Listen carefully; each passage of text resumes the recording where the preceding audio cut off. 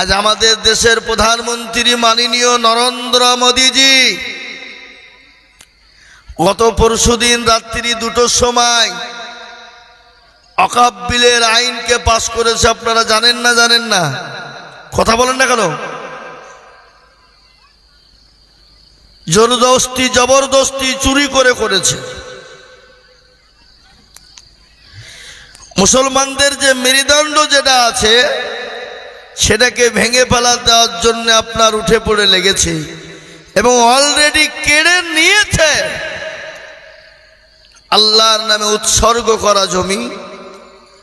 আমাদের পূর্বপুরুষরা দিয়ে গেছেন 500 বছর, 300 বছর, 600 বছর, 900 বছর, 200 বছর আগের জমি। সেই জমিকে আজকে তারা নিজের কবজায় করে জোর জবরদস্তি করে তারা ছিনিয়ে নিতে চাইছে। আজকে গোটা ভারতবর্ষ উত্তাল। এত অনেক হিন্দু ভাইয়েরা, অনেক মুসলমান, হিন্দু মুসলমান যৌথভাবে একসঙ্গে আন্দোলন করে হিন্দু ভাইয়েরাও বলছে মুসলমানদের ওয়াকফ সম্পত্তি ফিরিয়ে দিতে হবে।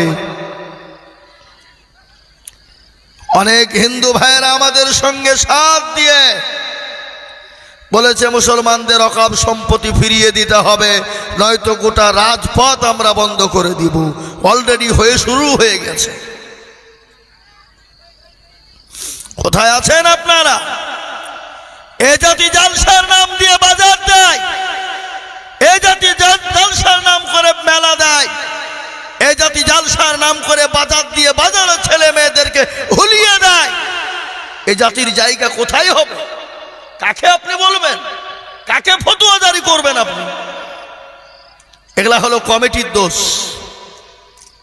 কার দোষ? জোরে বলুন। কমিটির দোষ। কমিটির মধ্যে 2 রকমের কমিটি থাকে। এক কমিটি হলো জালসার পক্ষে, আর আরেক কমিটি আছে জালসারও পক্ষে, মেলারও পক্ষে। আছে না নাই? এরা হলো হারামখোর। এদেরকে এই কমিটি থেকে ঘাট ধরে বের করে দিতে হবে। জালসায় কোনোদিন মেলা হয়? জালসায় কোনোদিন বাজার হয়? হ্যাঁ, বাজার তো সারা জীবন আছে। জালসার দিনে বাজার দিতে হবে না? এদেশের লোক খেতে পায় না? এদেশের লোক ওই ফুটপাতে বাজার খাওয়ার জন্য বসে থাকে? এটা হতে পারে না। আল্লাহ আমাদেরকে মাফ করুক, আল্লাহ আমাদেরকে ক্ষমা করুক। তাই এই মজলিস বড় দামি, এই মজলিস বড় দামি মজলিস বাবা। এই মজলিসের চতুর্দিককে ঘিরে নিয়ে দাঁড়িয়ে কারা? ফেরেশতারা। আছে না নাই? কথা বলেন। যখনই মজমা শেষ হয়ে যাবে ফেরেশতারা চলে যাবেন আল্লাহর ইলাহি দরবারে। আল্লাহ তো সব জানে না? জানে না? আপনাদের এই উদয়পুরে আজকে জালসা হচ্ছে, এটা মনে হয় আল্লাহর নখদর্পণে নেই নাকি? একটু কথা বলেন, তাহলে ভালো লাগবে। কথা আপনারা বলবেন না, আমি খালি একাই বলবো, তাহলে তো আমি এলে যাব। আপনারা একটু হোহা করবেন, তবে তো ভালো লাগবে। কোনো ছেলে যদি কোনো মেয়েকে বলে আমি তোমাকে কি ভালোবাসি গো, I love you, come here my dear, তোমার লেগে জান দিয়ে দিব, সব বুঝলো, আর মেয়েটা কান পেতে চুপ করে শুনিয়ে চলে গেল, ভালোবাসা হবে? হবে? মেয়েটাও বলবে আই লাভ ইউ টু, আমিও তোমাকে ভালোবাসি। তবেই তো প্রেম জমবে নাকি? বুঝছেন আপনারা? বলুন। এক হাতে তো তালি বাজে না, দুটো যতক্ষণ লাগাবেন তখনই তালি বাজবে, বাজবে না? তা আমি একদিকে বলে যাব আর আপনারা কান পেতে শুনবেন আর হাহু করবেন না, এটা তো ভালো লাগবে না বাপ। হ্যাঁ, এ মুসলমান আসুন, জমে বসুন, গুছিয়ে বসুন, আর কথাগুলো শুনুন। তো আল্লাহ সব জানে, জানার পরে বলবে কোথা ছিলি? বলে আল্লাহ ওই উদয়পুরে জালসায় ছিলাম। বলে কেন? দেখলাম তোমার বান্দা বান্দিরা বসা। বলে কি কারণে? বলে আল্লাহ দেখলাম তোমার বান্দা বান্দিরা কোরআনের মজমাতে বসে আছে। আল্লাহ বলে কেন? বলে তারা জাহান্নামের ভয়ে আল্লাহ বসে আছে, কবরের আযাবের ভয়ে। আল্লাহ ডাক দিয়ে বলবে বান্দা, ফেরেশতা শুনেলে ওই মজলিসের মধ্যে যারা বসে গেল, আমি আল্লাহ তাদের জীবনের সমস্ত গুনাহকে ক্ষমা করে দিলাম। খালি ক্ষমাই নয়, আমি আল্লাহ তাদের জাহান্নামকে হারাম করে জান্নাতকে ওয়াজিব করে দিলাম। সুবহানাল্লাহ বলবেন না? না বাড়িতে গিয়ে বলবেন নাকি? এ বাবা, আল্লাহ এত বড় দয়ালু, তিনি আরহামার রহিমিন, তিনি হলেন পরওয়ারদিগারে আলম, তিনি এক এবং অদ্বিতীয়, তিনার কোনো শরীক নয়। আল্লাহ শরীক আছে নাকি? আল্লাহ যদি দুটো হইতো এখন উদয়পুরে মারামারি লেগে যেত। কি বলছেন আপনারা বলুন? এক আল্লাহ জালসার পক্ষে, এক আল্লাহ হচ্ছে বাজারের পক্ষে, দুজনায় লড়াই শুরু হতো। আল্লাহ বলেন আমি এক এবং অদ্বিতীয়, আমি আল্লাহ এক এবং একক, আমার কোনো অংশীদার নয়। কুল হুয়াল্লাহু আহাদ আল্লাহুস সামাদ। ঠিক না বেটি? জোরে বলুন। এ বাবা, আল্লাহ বলে বান্দা আমার মজলিসে বসে যাও, আমার কাছে তুমি কান্না করবে, চোখের পানি টুকুন ফেলে দিবে, আমি আল্লাহ তোমার জীবনে জিন্দেগির গুনাহকে ক্ষমা করব। আল্লাহ এত বড় দয়ালু, তিনি আরহাম। আল্লাহ বললে তোমার মা তোমাকে যত না ভালোবাসে, আমি আল্লাহ তার থেকে তোমাকে হাজার হাজার গুণ বেশি ভালোবাসি।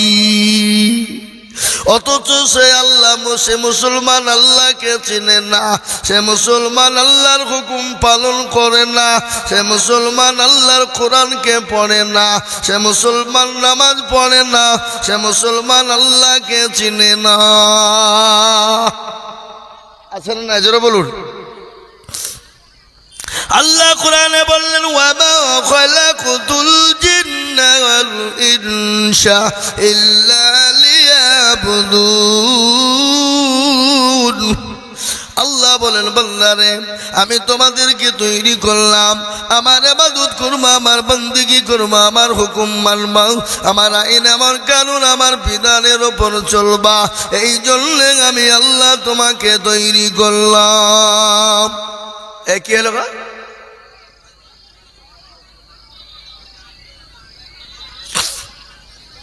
এদিকে আসেন, এদিকে বসেন। আমার ভাইয়েরা ভালো করে শুনবেন। আল্লাহ কোরআনে বললেন আমি জিন এবং ইনসানকে দুনিয়ার জমিনে তৈরি করলাম, তারা আমার ইবাদত করবে, আমার বন্দেগী করবে, আমার হুকুম পালন করবে, এই জন্যে আমি আল্লাহ আমার বান্দাদের বানিয়েছি। কিন্তু মুসলমান নামাজ পড়ে, কথা বলেন না কেন? মুসলমান নামাজ পড়ে না, মুসলমানদের ভিতরে নামাজ নাই, রোজা নাই, কুল নাই, কলমা নাই, উত্তর দক্ষিণ কিছু নাই। মুসলমানদের ভিতরে আজকে নামাজি নাই। আজকে মুসলমানদের ভিতরে 98% মুসলমান নামাজ পড়ে না। ক% পড়ে? 2%। 98% মুসলমান নামাজ পড়ে না, 2% মুসলমান নামাজ পড়ে। কিন্তু মুরব্বী হয়ে গেছে চাচা, দাদু, দাড়ি পেকে গেছে, মুখ পেকে গেছে, চোখে নরম, 20 বছর ধরে চাচা নামাজ পড়ে, আত্তাহিয়াত জানে না, দুরূদ শরীফ জানে না, দোয়া মাসুরা জানে না, দোয়া সানা জানে না, ইন্না তাইনা কুল, দেখা যায় তার মধ্যে 20টা ভুল আছে না নাই? জোরে বলুন, আছে কিনা? এরা নামাজ শিখেও না এবং শিখার জন্য তারা চেষ্টা করে না। এরা নামাজ শিখেও না, শিখার চেষ্টাও করে না। ইমাম সাহেব আছে মসজিদের, আপনাদের ইমাম সাহেব নাই? ইমামকে বলে না হুজুর আপনি তো আমাদের ইমাম, আপনি তো ইমামতি করেন, আপনি আমাদেরকে নামাজটা ঠিক করে দেন, সূরা গেলা ঠিক করে দেন, কোরআন না পড়িয়ে শিখিয়ে দেন, আত্তাহিয়াত দুরূদ শরীফটা আমাদেরকে শিখিয়ে দেন। এরা জীবনও কিন্তু বলে না। ইমামকে বলে গো, কেন বলে না? কারণ আছে। ইমামের কাছে যদি বসার, ইমাম যদি ভুল ধরে ফেলে, তাহলে ইমামের কাছে মুরুলি আর মাতাব্বরি চলবে না, এর লেগে বসে না। আর আমাদের দেশের ইমামরা, আমাদের দেশের ইমাম সাহেবরা কোনোদিন কোনো মুসল্লিকে বলে না চাচা আমি তো আপনাদের ইমাম, আপনারা নামাজ আমার পিছনে পড়েন, তো একটু আমার কাছে বসেন, কোরআনটা ঠিক করে দিই, সূরা গালা ঠিক করে দিই, আত্মাগাত দুরূদ শরীফটা শিখিয়ে দিই। ইমাম সাহেবরাও কোনোদিন বলে না, বলে গো এই কথা বলেন না কেন, বলে না। ইমাম বলছে তোদের ভাগ্য ভালো, আমি ওযু করে নামাজ পড়াই, বেশি কায়দা করলে বিনা ওযুতে নামাজ চালিয়ে দিব, বুঝবি ঠেলা, বিনা ওযুতে। ইমামের বেতন কত? 5,000। আপনাদের এই দিনাজপুরের মাটিতেই 12 বছর ধরে নামাজ পড়েছে, ওই বালুঘাট পার করে, এই পতিরাম পার করে 12 বছর ধরে নামাজ পড়াচ্ছে, 3,000 টাকা বেতন। তাও বলছে মসজিদ কমিটি দেয় না, ওই মমতা খালা যেটা দেয় সেটা 3,000।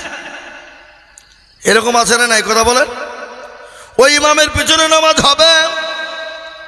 ওই ইমামের পিছনে নামাজ হবে না। ইমামের বেতন হলো 5,000 টাকা। নামাজ পড়েছে আলহামদুলিল্লাহি রাব্বিল আলামিন আর রহমানির রহিম মালিক ইয়াউমিদ্দিন। হে আল্লাহ, মাস তো শেষ, 5,000 টাকা বেতন। আল্লাহ কি করব? ছেলের ওষুধ কিনবো না স্কুলের ফিজ দিব, বিবির শাড়ি কিনবো না ছায়া ব্লাউজ কিনবো, গায়রিল মাগদুবি আলাইহিম ওয়ালাদ-দাল্লিন। আল্লাহ বলছে কি নামাজ রে? আল্লাহ বলছে ইমামকে ফাটাবো, মুসল্লিকে পিটবো। মরে দেখ, মর, হুড়কি মেরে মাথা ভাঙবো আয় একবার। এরকম আছে না নাই? আজকে কাকে দোষ দেবেন? আজকে মোদিজি, যোগীজি, অমিত শাহ, তাদের দোষ দিলে হবে না। আজকে মুসলমানদের ভিতরে অমিতজি, যোগীজি বসে আছে না নাই? জোরে বলুন। এমনও মসজিদের মুসল্লি আছে, এমনও মুসলমানরা আছে যারা মসজিদের দরজা চিনে না, আছে না নাই? কথা বলেন। আপনাদের দিনাজপুরে নাই? উদয়পুরে নাই? আছে? এমনও মুসল্লি আছে, মসজিদের সেক্রেটারি খারাপ, মসজিদের সভাপতি খারাপ, মসজিদের ক্যাশিয়ার খারাপ, মসজিদের দরজা চেনে না যারা, সপ্তাহে একদিন মুরুলি করতে যায়, কোটার পয়সা গালা ভরে নিয়ে সোজা বাড়ি চলে যায়, আছে না নাই? জোরে বলেন। সপ্তাহে একদিন মুরুলি করতে যায়। আবার এমনও মসজিদের সেক্রেটারি আছে, মসজিদের টাকা দিয়ে লটারি কাটে। লটারি বুঝেন না আপনারা? লটারি আপনাদের দেশে কাটে নাকি? হ্যাঁ, কাটে। 10-30 টাকায় 1 কোটি টাকা, মনে হচ্ছে বাপের টাকা পেয়ে যাবে। এই লটারি কাটতে কাটতে একদিন ভিখারি হয়ে যাবে, এমনকি নিজের বউ পর্যন্ত বন্ধক দিতে হবে। কথা কন না? যারা লটারি কাটবে, সুদের ব্যবসা করবে, ঘুষের ব্যবসা করবে, আপনাদের দিকে সুদ, ঘুষ, লটারি এসব নাই বুঝি? হ্যাঁ আছে? আপনার একটু হুহা করে জোরে না বললে ভালো লাগে। হ্যাঁ, বাবজি, দিনাজপুরের মানুষ শুনেলেন, যারা সুদের ব্যবসা করবে, ঘুষের ব্যবসা করবে, সুদখোর। এমনও সুদখোর আছে 5,000 টাকা দিয়ে 10,000 টাকা নেয়। এমনও সুদখোর আছে চুপি চুপি সুদের ব্যবসা করে, সে নিজে ভিখারি হবে। সে যদি ভিখারি না হয়, তার ছেলে পিলে লাতি পুতি ভিখারি হবে। আল্লাহর কাছে দোয়া করি, রব্বানা জালামনা। আর আল্লাহ বলছে যে আমি তোর চামড়াকে থব না সুদখোর, লটারি খোর। লটারি কেটে টাকা পেয়েছে 3 কোটি, 1 কোটি। ওই লটারি কাটার পরে জমি করেছে, বাড়ি করেছে, ওই টাকা দিয়ে হজে গেলছে। হজে দিয়ে যায় না, মাঝে দাঁড়িয়ে বলছে আল্লাহু আকবার। আল্লাহ বলছে লটারি করে একবার বইরে দেখ, তোর হুড়কে মেরে তোর মাঞ্জা ভাঙবো। আয় হারাম খোর। এরকম আছে না নাই? কতক্ষণ না কেন?